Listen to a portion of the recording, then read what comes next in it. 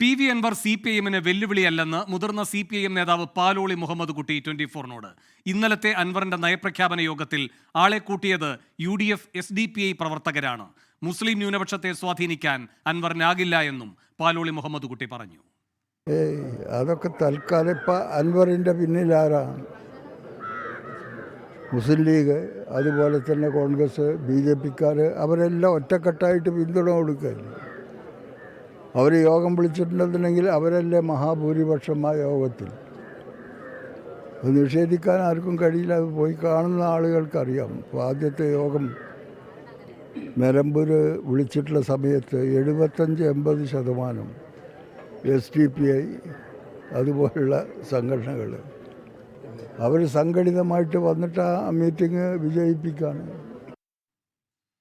പാലോളി മുഹമ്മദ് കുട്ടിയെ തെറ്റിദ്ധരിപ്പിച്ച് പറയിക്കുകയാണെന്ന് PV അൻവർ. അതിന് താൻ മറുപടി പറയില്ലെന്നും അൻവർ വ്യക്തമാക്കി.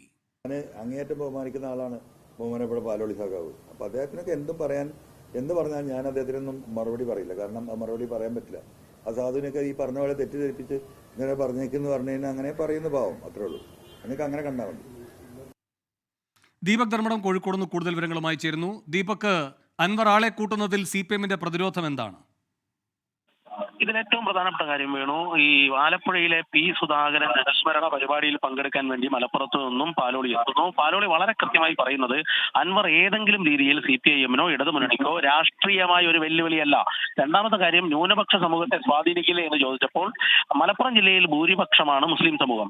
ആ ഭൂരിപക്ഷ സമൂഹത്തിൽ എന്തെങ്കിലും രീതിയിൽ ഒരു ഇളക്കം സൃഷ്ടിക്കാൻ അൻവറിനാകില്ല എന്ന് പറയുന്നു.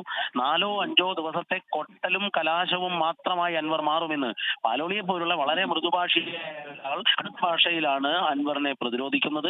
മാത്രവുമല്ല, അൻവർ കാണിച്ചത് നന്ദികേടാണ്. ഒരുപക്ഷെ ആ ഭാഗം നമുക്ക് കേൾപ്പിക്കാൻ സാധിച്ചിട്ടില്ല. കൃത്യമായി പറയുന്നത് എങ്ങനെയാണ്, കോൺഗ്രസിന്റെ അടുത്ത ശക്തമായ ഒരു കോട്ട ആര്യാടന്റെ കോട്ടയിൽ ഇടതുമുന്നണി ജയിക്കാൻ വേണ്ടി പ്രവർത്തകർ ഒഴുക്കിയ വിയർപ്പ്, അതിനോടുള്ള നന്ദി കാണിക്കാതെയാണ്. പിന്നെ മര്യാദയുണ്ടെങ്കിൽ രാജിവെച്ചിട്ട് വേണം മറ്റൊരു പാർട്ടി ഉണ്ടാക്കാൻ എന്നുകൂടി പാലോളി 24-ന് അനുവദിച്ച ഈ കൊച്ചു പ്രതികരണത്തിൽ പറഞ്ഞിട്ടുണ്ട്. വേണു, ശരി, ദീപക് ധർമ്മടമാണ് കോഴിക്കോട് നിന്ന് വിവരങ്ങൾ നൽകിയത്.